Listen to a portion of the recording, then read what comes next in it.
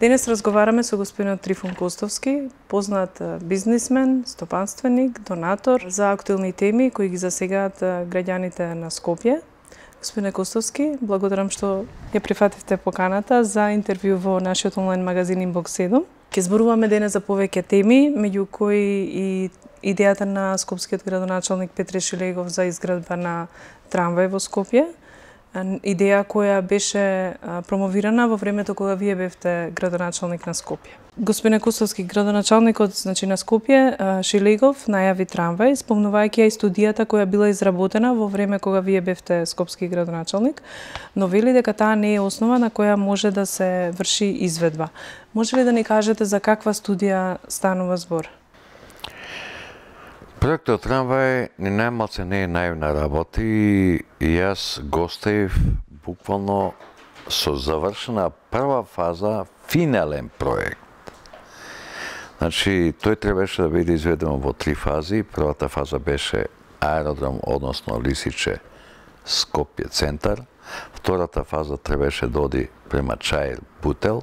И третата фаза требаше да иде према Ѓорче Петров, Сарај. И нормално, со мали краци према клиничкиот центар. Тој беше предвиден и првата фаза беше финална фаза, во кој што беше утврдено местото на депото, во кој што депо требаше да биде најсофистицирано со најмодерна опрема за 48 композиции од по, значи, 2 вагона.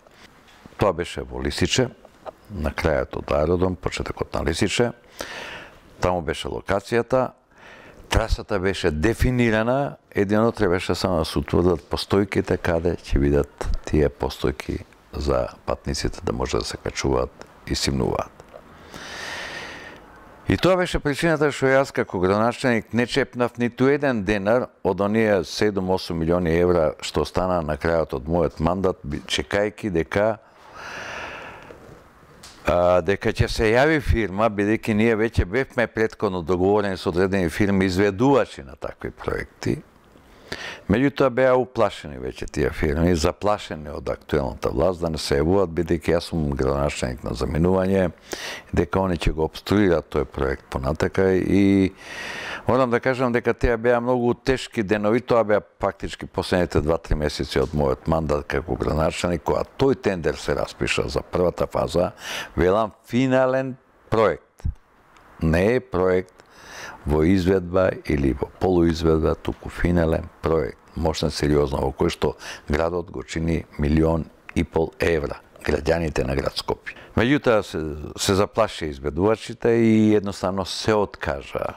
И во тоа време, паметам кога денеска многу свежо, со тогашната председателка на антикорупцијска комисија Милена Димовски имавме оштри препукување меѓу нас од аспект во кој што она ми забрануваше ја да распишувам пред моето заминување таков тендер, па и да потпишувам такви договори, додека мојот одговор гласеше додека сум градоначалник, до последната минута моето право никој не ми го спорува.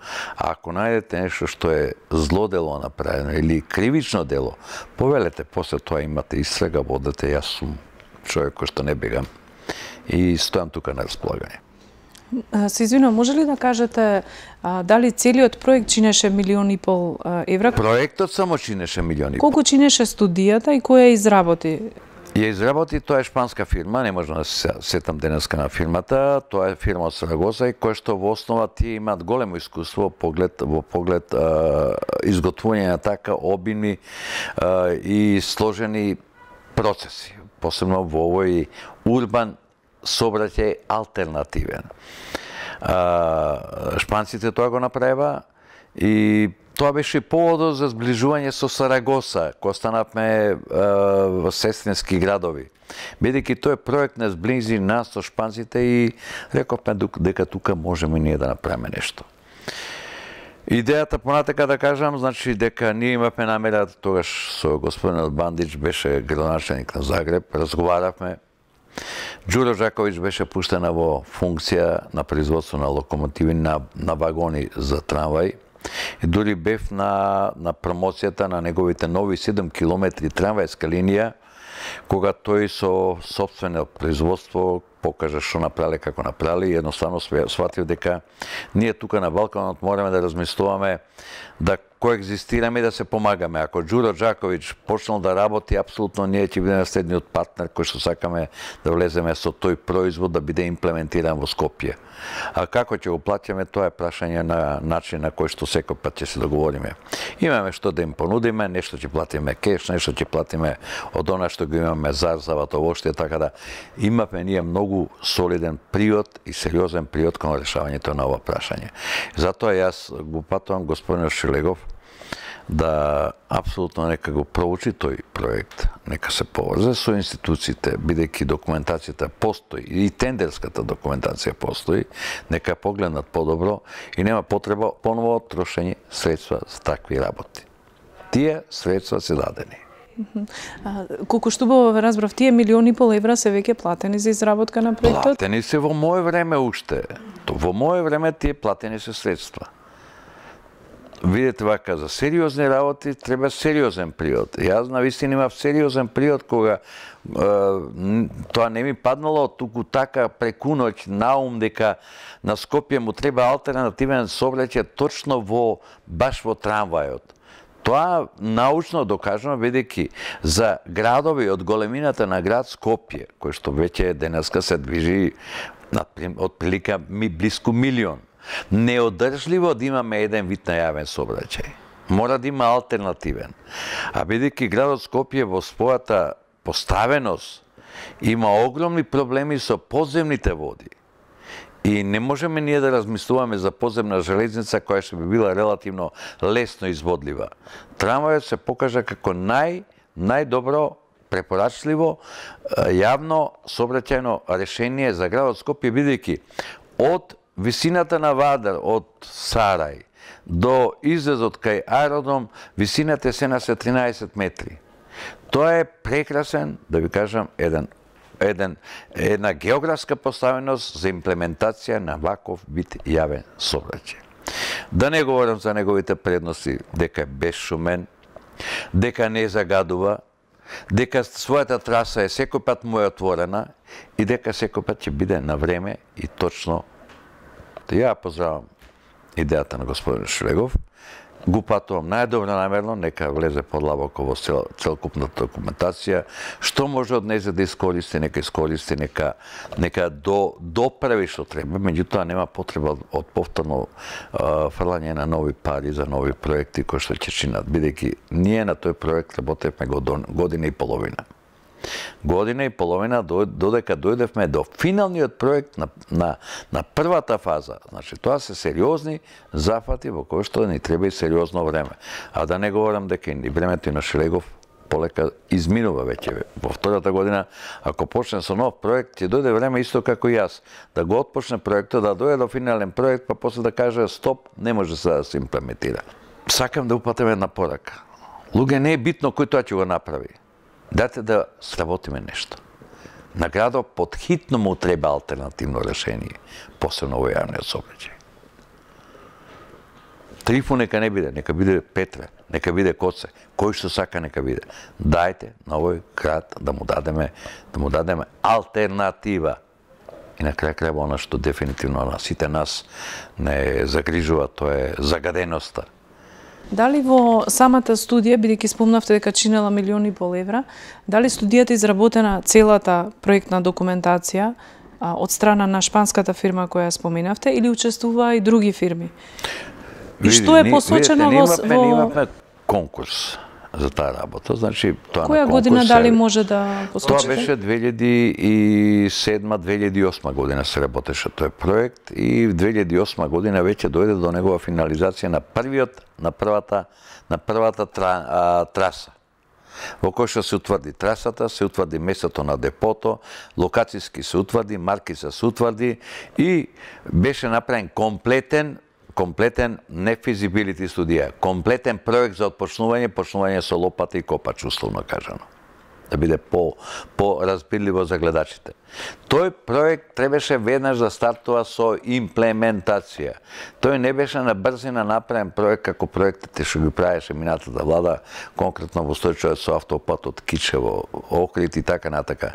Тој проект беше многу сериозен и многу сериозно ние сите бевме посветени на таа работа. Штом го спомнавте загадувањето, дали во таа проектна документација имаше проценки во однос на тоа колку посто од загадувањето во главниот град ќе се намали? Дали имаше некои други проценки во однос на животната средина? Тоа убедливо дека ќе го намалеше автобускиот сообраќај.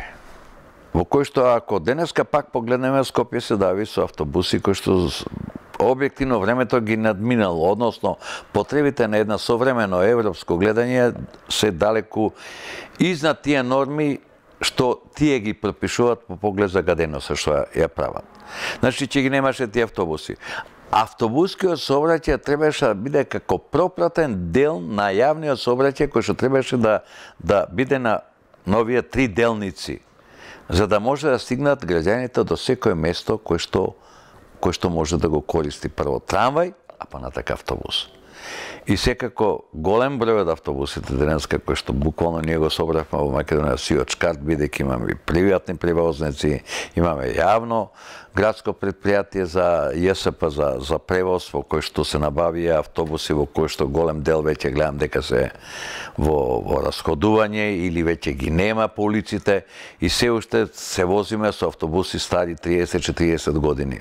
Тоа е срамота. Може ли да ни посочите кои проекти ги оставивте во наследство на вашиот следбеник? Па видите вака, јас само го оставив проектот трамвај, бидејќи сметав дека тој е најблизок проект за реализација. Јас покренав неколку иницијативи и во поглед местото и улогата што е градот кој што треба да ги реша своите проблеми. И денеска го убедувам, и актуелниот градоначалник, го убедував и претходниот градоначалник, дека вистинските проблеми на градот Скопје се под земја. Не се на земјата. Меѓутоа, пред Шелегов, господинот Коце Трајановски, тој повеќе сакаше да шминка. Да градот го редува, што знам, со зеленило, во барок да ги бојадисува зградите, во кој што не се зафати со она што е најбитно на човекот. Сакам да ги убедам граѓаните. Барајте од вашите градоначалници да ви ги решат вашите животни потреби за здрав живот. Ние се уште денеска имаме азбестни цевки. Велам азбестни цевки кои што пренесуваат секојдневно во одредени делови во градот Скопје вода кој што луѓето ја консумираат дали во храна, дали како вода за пиење. Видете, азбестот во развиените земји, Северна Америка, Канада, Европа, веќе 40 години е комплетно елиминиран. Елиминиран од негово присуство. А ние овдека во Македонија го имаме на илјадници тони. Испаднете од овдека, фрлите еден поглед овдека, ќе видите крови со азбестни плочи. Една честичка од азбестот да влезе, таа може да биде во организмот да тлее и неколку години, со мало надразнување да таа едноставно ви развие канцер во невидени размери. Тоа е тихиот убиец на секој граѓанин во Република Македонија.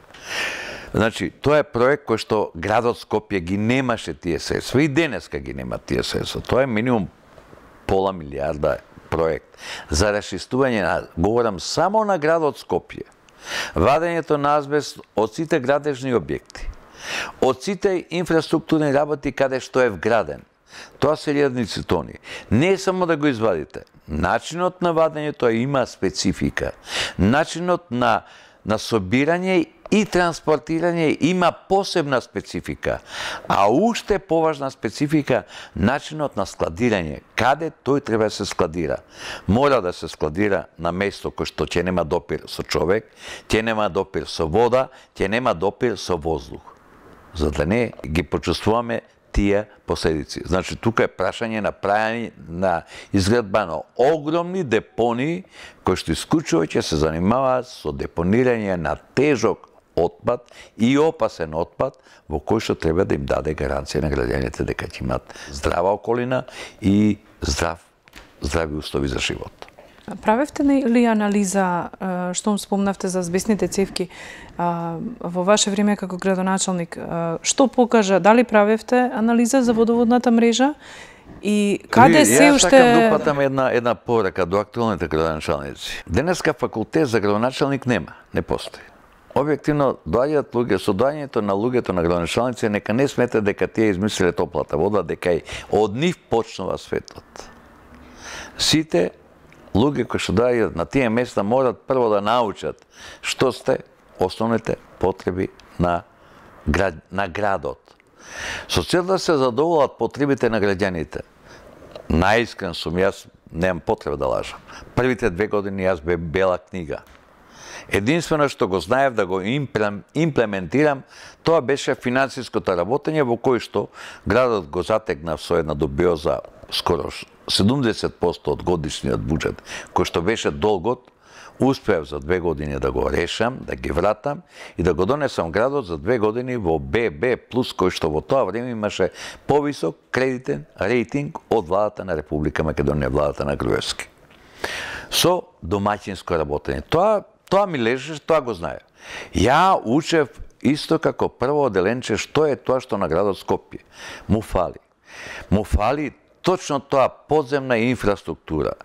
Ние говориме за 21 век, гасификацијата ни е предност во Скопје и тоа ни беше исто така еден проект кој што заедно сакавме дали Стоелем или Евана да го гасифицираме градот овдека, во кој што да гасот биде дел од нашето домакинство.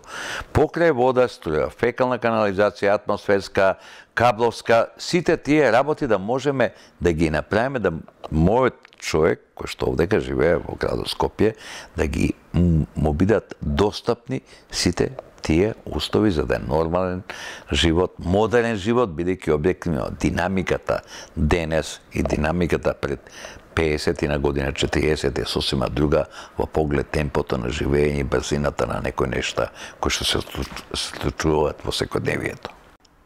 Господине Костовски, благодарам за интервјуто. Вам исто.